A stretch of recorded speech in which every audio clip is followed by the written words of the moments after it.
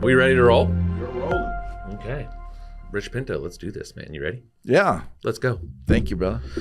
Welcome, everybody, to the Alliance Group podcast. And I think we have a new record for longest distance flown to be on the podcast without sleep.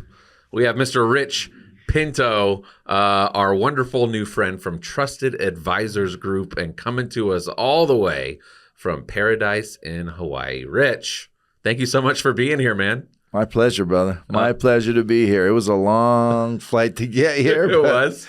Yeah, no, this is sweet, bro. This is a beautiful place. Your lovely wife is, I think, having a nap in the green room right now. She's out cold, man. You guys literally flew all night, drove up here to the office, got here. You know, I woke up after 8 nice hours of sleep and rolled in, and you guys are still going. Yeah, I'm running on fumes right now, but I feel running good, on caffeine right now. I'm excited. I don't drink coffee, but I'm good to go. That's awesome. I'm just man. wired up about life. He's just running on life. So, yeah. I mean, living in Hawaii, your entire life, you were actually born and raised in Hawaii, and grew up there, and went to a private high school.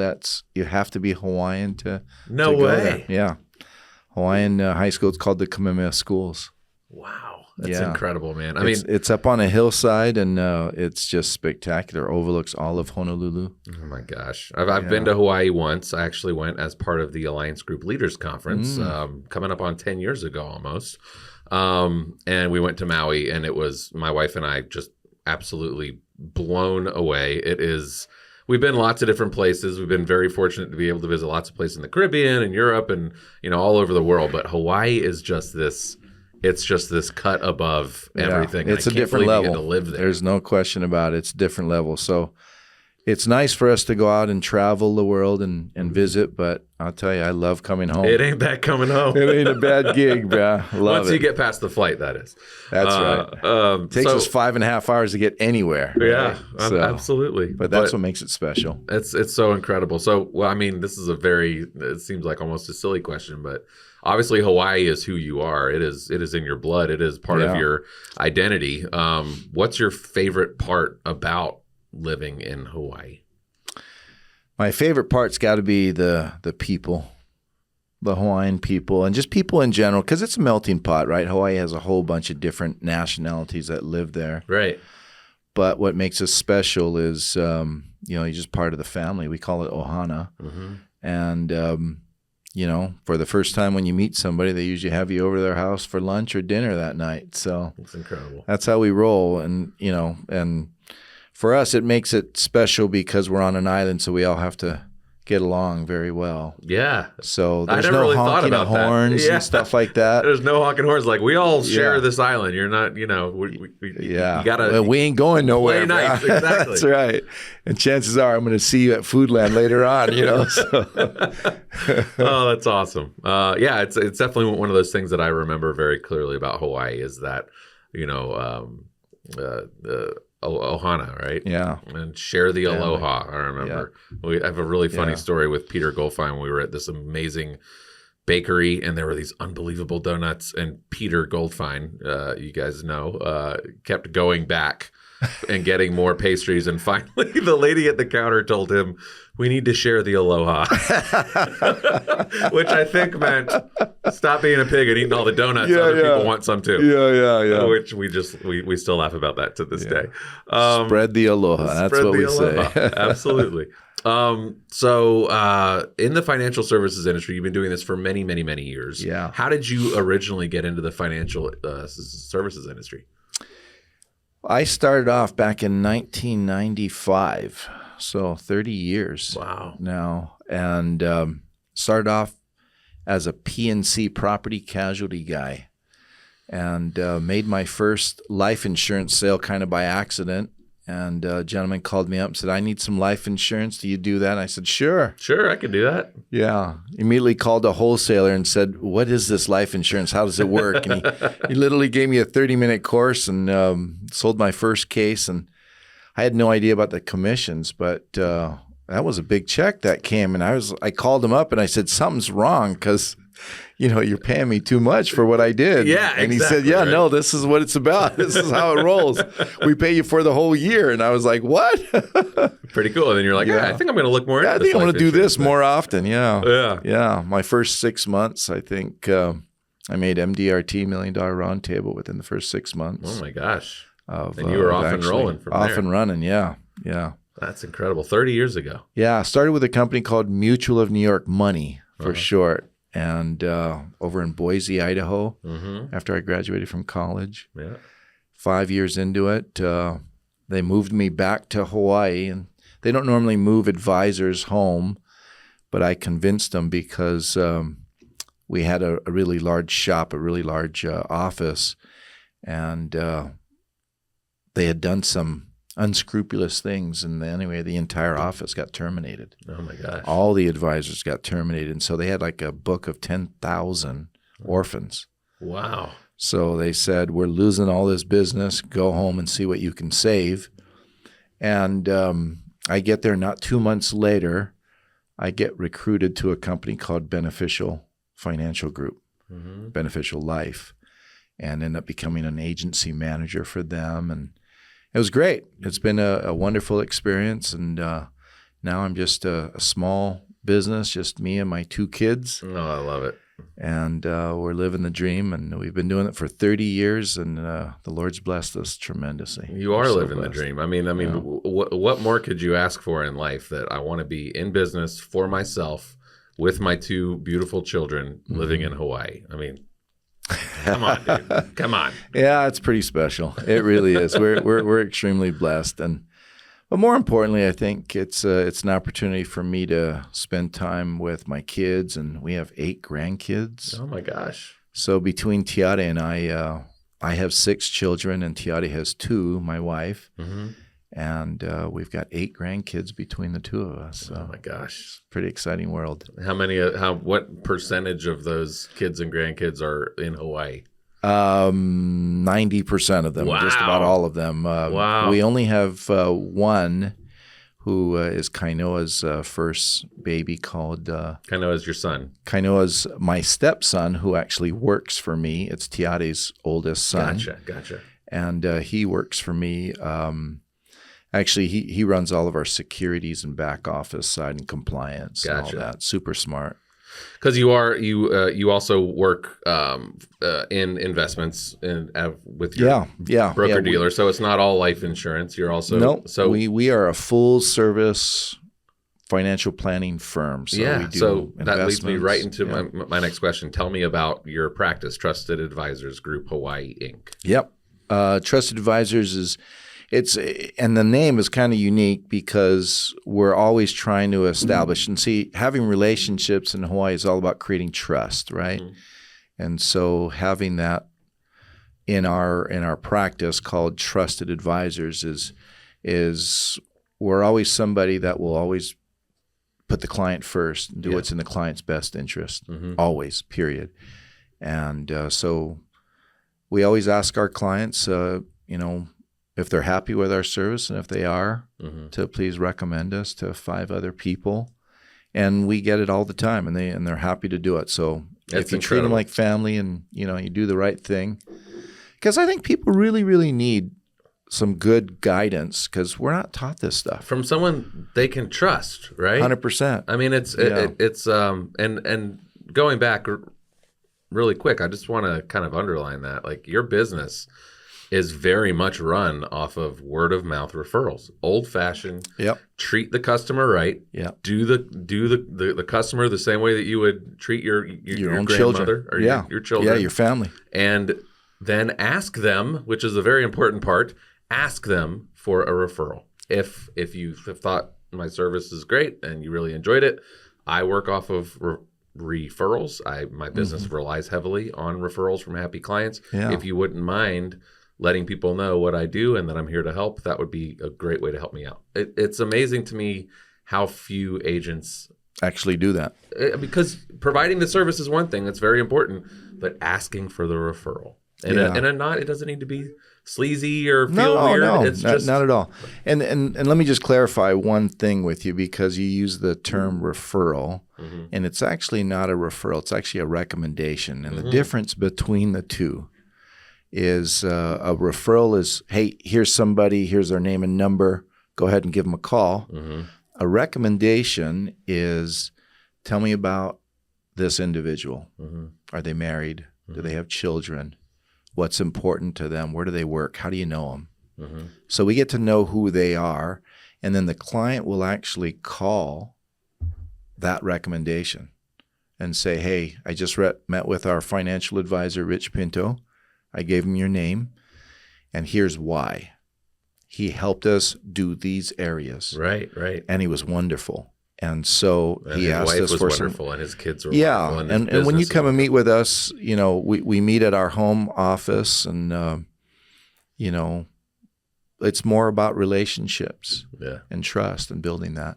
And so once they're comfortable with that, and you've actually helped solve some needs that they have, then they're happy to do it when you ask them in the right way. And I think that's really the key, is if you trust me enough to handle your stuff, if anything were to happen to your family and friends, those are the ones that we really want to go and help them as well, because it's all about being prepared. Right. If something happens, you're going to be there taking care of them at the services. You're going to be there fundraising, doing whatever you got to do to put that family through that tough times. Yep. Well, instead of you fundraising on the side, if we can take them a check for $500,000 or $1 million, that's really going to bless their lives. If something ever happens, right? So our job is just to be prepared and just help people through the tough times when they come. So, who is tell me about your typical clientele. We typically, our clientele is small to medium-sized business owners. That's really our sweet spot. And I love to golf, so we meet a lot of clients that way. Owners of the companies usually are members at private country clubs and stuff. So you're a 4 handicap, right? Yeah, it's pretty good. I get out there and hack it a little bit. So listen, look at this modesty over here. Oh, I love it. Golf's one of these interesting things that when people trust you keeping the right score and reporting the right score and how you play the game with integrity. Absolutely. And you follow the rules and you're honest and you're respectful and you're you put the other people first. And I think that's just part of who you are as an individual. Absolutely. Right. And so that kind of leads into other business, and it just happens that way because of how you act on the golf course. Yep, so, absolutely. Yeah. Lots of life lessons in golf. Yeah. For me, it's more lessons about managing frustration and anger. So we all learn our lessons. We all have that. Yeah. Golf, you got to be short-term memory, boy. Just let it go. Man, let it go. Oh, boy. Yeah. So any other, obviously you play a lot of golf. We can't wait to get on the links with you sometime. Yeah. Very, very soon. Yeah, in Hawaii. Yeah. Hopefully so, man. Yeah, we've got killer courses in Hawaii. So I hear you have a few. Yeah. So any other hobbies that you do besides golf? I mean, in Hawaii, there's all sorts of outdoor things to do. Do you guys do any of that, or are you pretty much out on the golf course? Oh, no. We're pretty well-rounded for sure.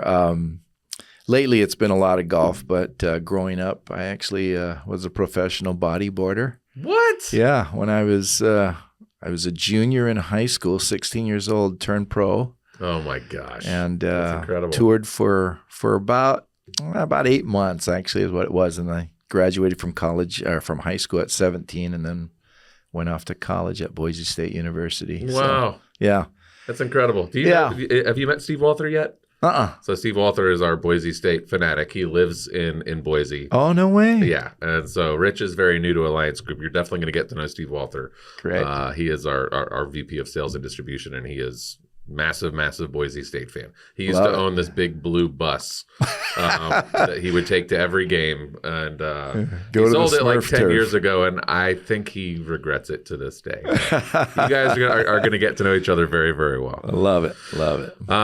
So let's talk about one of the topics that we want to talk about today is something that Alliance Group and Trusted Advisors Group really see the same way, and many people throughout Alliance Group, which is that there is a massive dearth or lack of knowledge when it comes to basic finances out there, and the importance of what we can do, doing whatever we can to make sure that not only are we educating clients, but we're also making sure that younger generation is in a better place from a financial knowledge standpoint than today. Talk to me about why this is so important for you.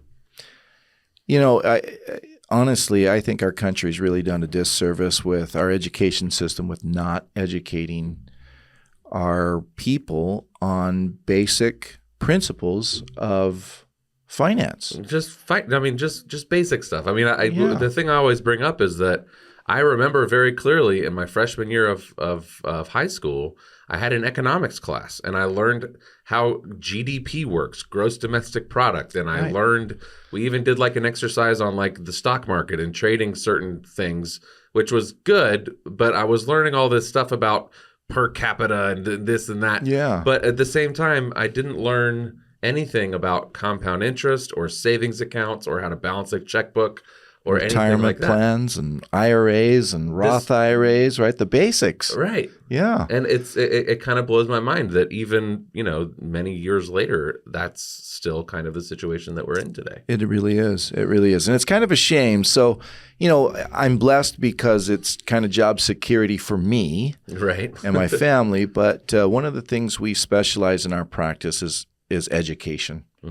Because if I can help educate you or your family and make you a little better, so to speak, and have you make better financial choices for your family, then you will teach those to your kids and teach those principles to your kids. And then that'll just perpetuate, right? And just constantly grow. And then as a nation, we become better, right? I was very lucky to have a single mother of 4. I was number 3 of 4. She was a banker, and she was obviously, as a single mother, very much lower middle class, sort of income. She was very money conscious. You have to be as a single mom. Exactly. And so she did download a lot of these things onto me about saving. I definitely would describe myself as more of a saver than a spender. Yeah. I get my kicks from watching the pile grow and watching compound interest do its work and investing and, watching that net worth number, tick up. That's where I get my jolly. Some people get it from spending money. Sure. But that's fleeting, I think, Yeah.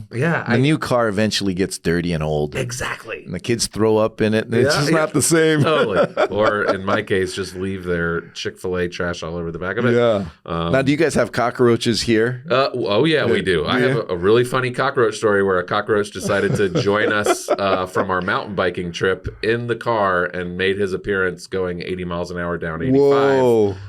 Crawling on my leg while I was driving, and the entire family freak out. Scream. It was like a scene from a sitcom, man. Like, I love it. That cockroach terrified us. That's crazy, bro. I love it. So anyway, we got off on that. But yes, I was very lucky to have that sort of experience, and luckily, mom, and I'm trying to pass that down to my kids. But it is not the typical situation, and as well as I do how important it is. It's kind of sad.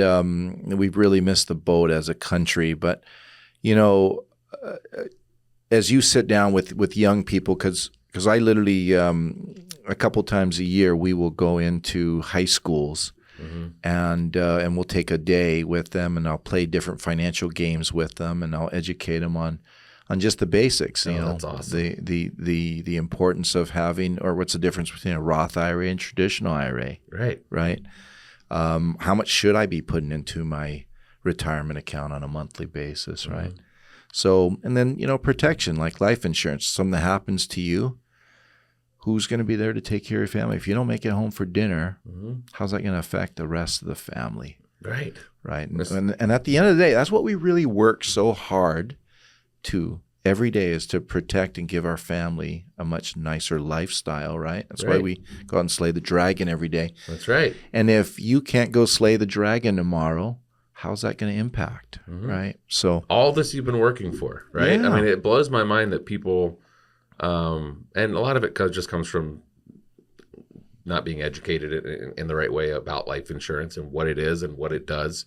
But I mean, how do you work so hard to build this thing that you're building, to build this financial future, to save your money, to invest in certain things, to pay your mortgage, to try to build this thing for your family? You go slay the dragon every day.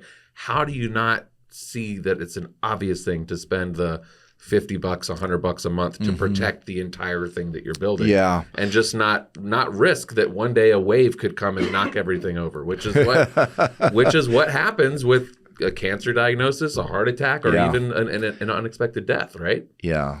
And, just driving over here, you guys, traffic's a little crazy. Oh, my God. I do it every day, brother. And I'll tell you, somebody, we were driving by a gal and she was texting, and kind of glancing up from time to time because it was a little slow traffic, right? So I get why she was doing that, but no, I see people going full breakneck 90 miles an hour texting. I mean, Atlanta's crazy, y'all. Yeah.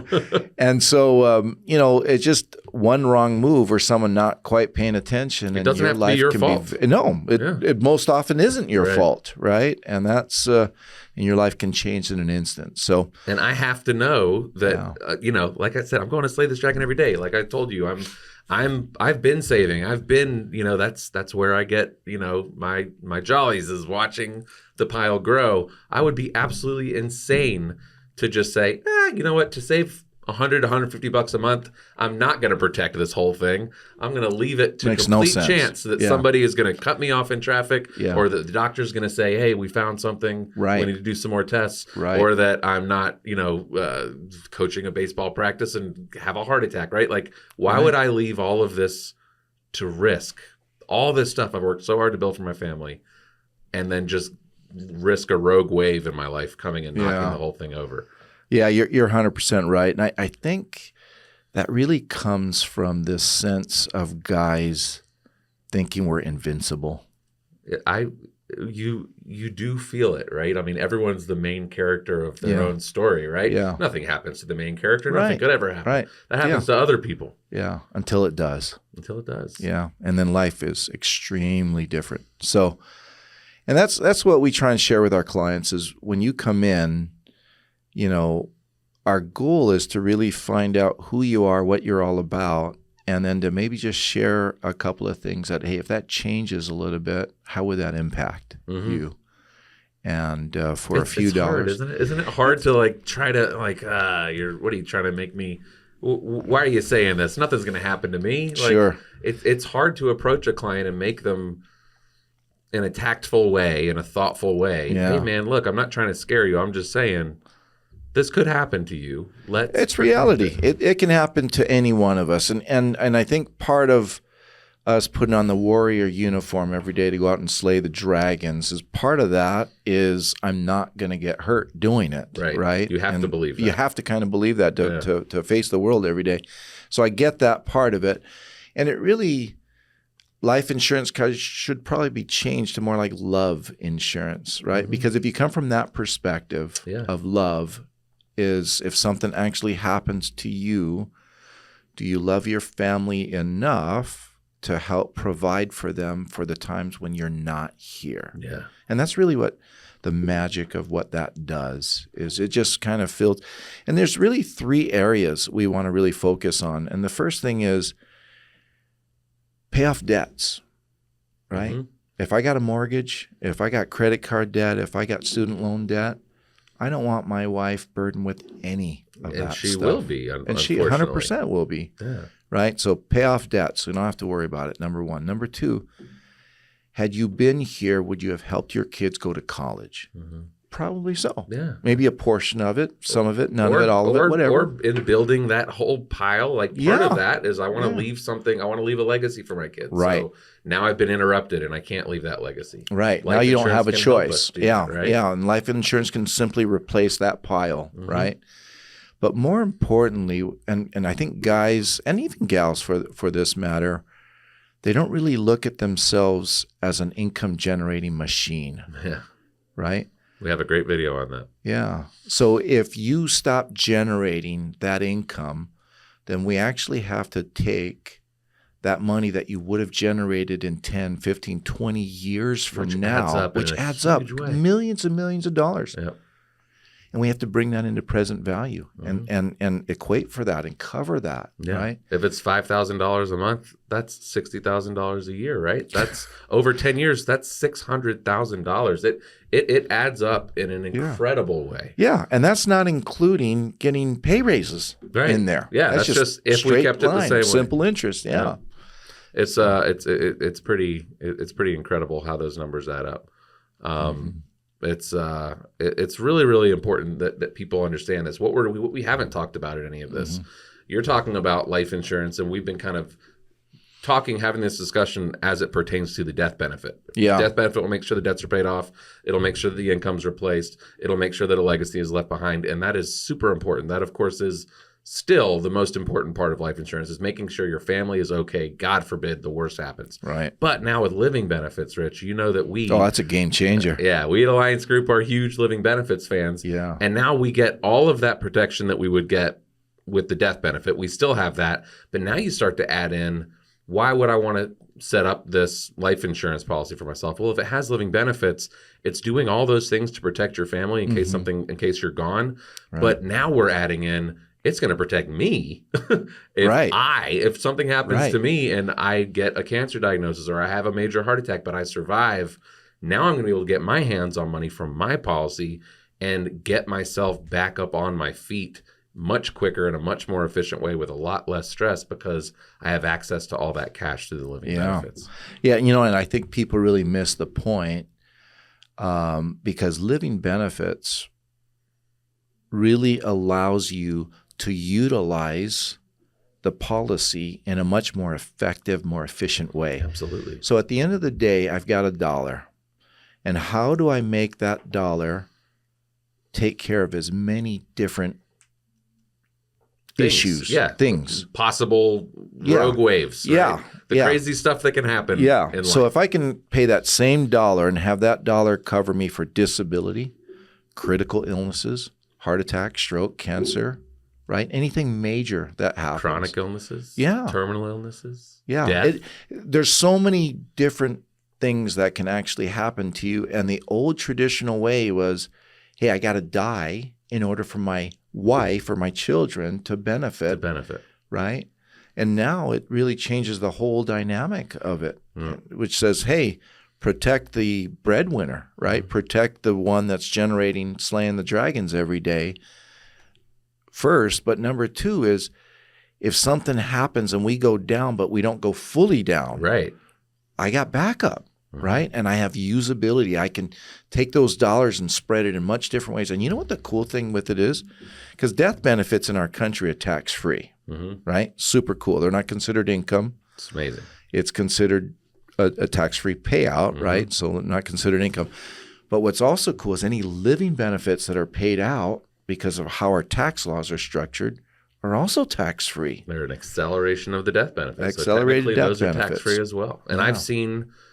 personally, clients, I'm not sure if you've had any living benefits claims, but I've first of all seen many countless stories through Alliance Group, through our agents, shooting our testimonial stories that we shoot. I've also had a personal friend, Bobby, that I talk about a lot, who got a nice payout as well, over $420,000 from his living benefits policy that I sold him. So when you talk about the tax-free part of that, it's massive. The taxes on $425,000 could be a lot. It could be a ton. Well 22, over 27%. It's incredible. So that tax-free part is pretty huge. Yeah, that's a huge blessing. But more importantly, when you get some of that money early, and really, least of all, you didn't really expect it, right? I had a client probably about 10 years ago. His name was Joey, owned his own landscape company, small little landscape business, and did pretty decent, about $150,000, $160,000 a year, a decent lifestyle, but they owned a home. And he was diagnosed one day with cancer. And within 8 months, Joey wasn't with us anymore. And, you go from a vibrant, super strong, healthy Hawaiian man And then to see him through that process, it was humbling. It was humbling. And I remember getting the call from Joey. And he called me up and he sounded a little, little off his normal jovial self. Mm-hmm. And I said, "What's going on, Joey?" And he said, "Well, I was just diagnosed with cancer." And I'm like, what kind of cancer was it? It was stomach cancer. Oh my gosh. Yeah. And so I said, "Well, I got you. What can I do to help you?" And he said, "Well, I'm going in for surgery today." And the doc said, basically, I've got a little lump in my stomach, and he thinks it's aggressive growing cancer. And what ended up happening is the doc opened him up, and the cancer was everywhere. Oh, my gosh. And so Roxanne, his wife, calls me later on that day, and I said, "How'd the surgery go?" And he goes, "Not good, Rich. It's not good news. That cancer's everywhere." And the doc said, "Joey's probably going to be gone within 6 months." And then she began to cry. She's like, we own this house. We have 4 kids. And, the company, Joey runs everything. I don't know how to run this company. I don't know what to do. And it was such a heartfelt, oh my gosh, I didn't plan for this at all. And I said, "Roxanne, Joey did." Mm-hmm. She goes, "What do you mean?" I said, "Well, Joey got this term policy. It was $1 million. And so she goes, "Yeah, but what good is that going to do?" Mm-hmm. Because, if Joey dies, that's what we got to wait for, but I'm not going to have Joey. Well, what was amazing is the doc gave Joey 6 months. Joey lived 1.5 years. Wow. And the cancer was so bad, they cut him a check for $820,000. Wow. We paid off the mortgage. We funded college for the kids. Roxanne set up a nice annuity IRA. Mm-hmm. And had it not been for that living benefit situation, they would have lost their house. I mean, it's and I don't know how old he is or what he might have been paying, but maybe $100 a month for that policy, maybe a little bit more. I mean, it's who cares what it was? You know what? Right. The living benefit, $820,000. At the end of the day, thank goodness you pay the price. Yeah. Whatever it is, it is. And but the premium is not the problem. This is it's not. This is one of Steve Walther's quotes. The premium is not the problem. The premium is the solution, right? Whatever he was paying for that policy wasn't a problem to get around. It was the solution to that problem that eventually came. Yeah. And thank God he had worked with you to put that policy in place. And I know 100%. That his wife thanks her lucky stars every day. Her life's extremely different today. Extremely different because he had the hindsight to do it, mm-hmm. right?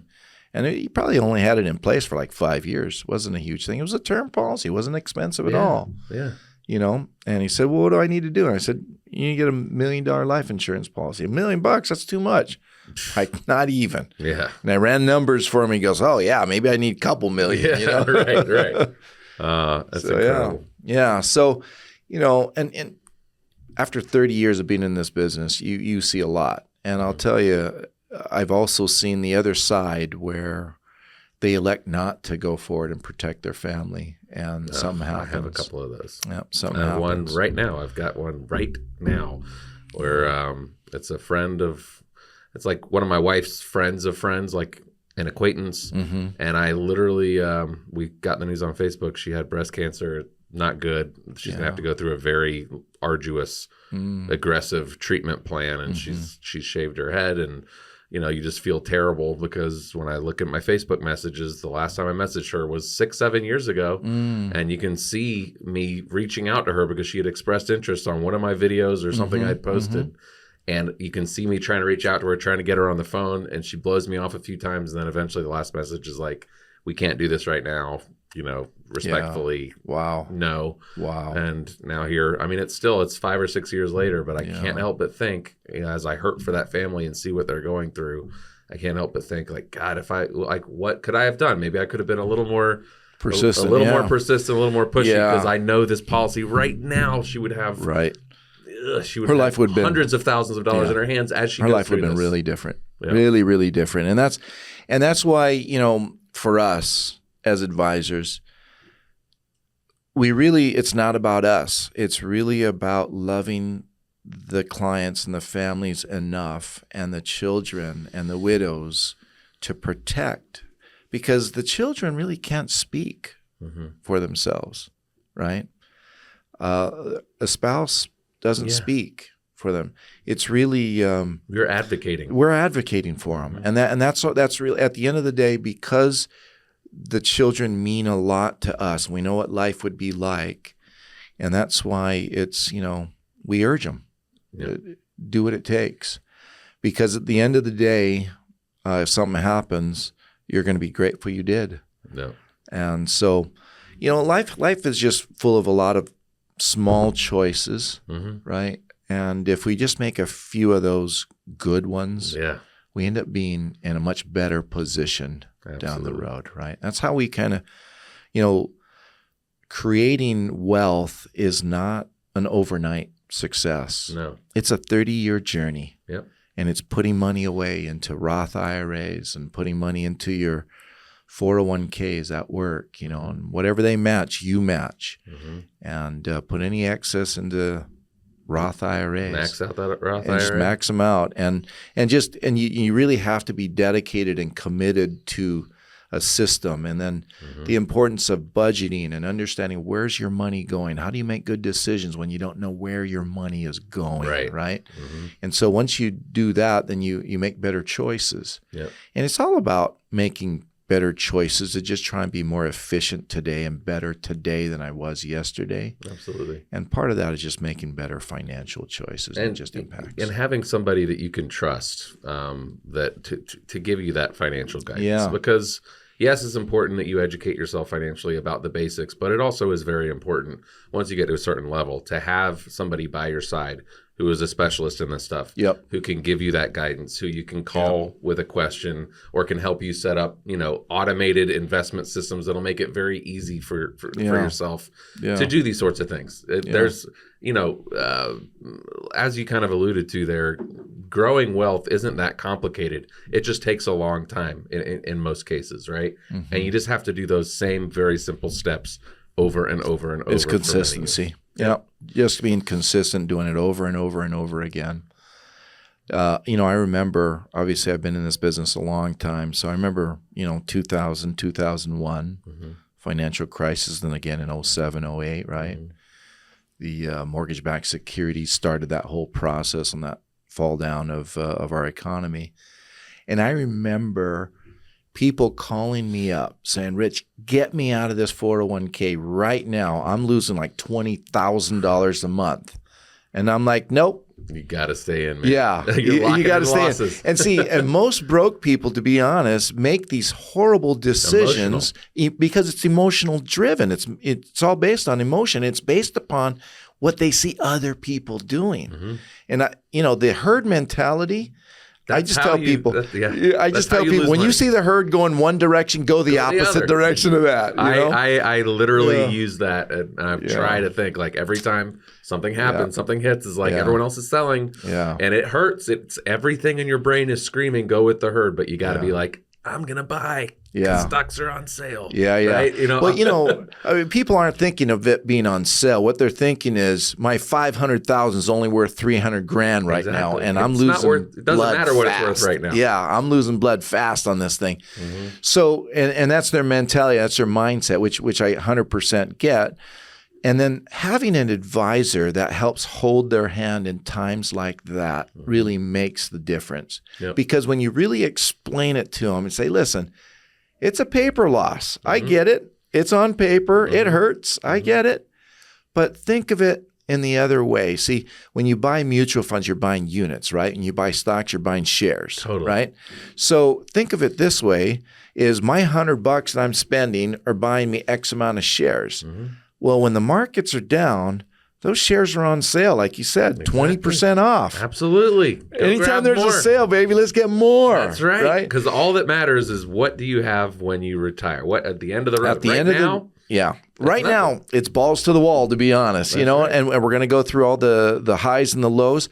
But it took me sitting down with a lot of different clients and understanding and explaining that. And once they saw it and they understood, they calmed down. Their blood pressure went down.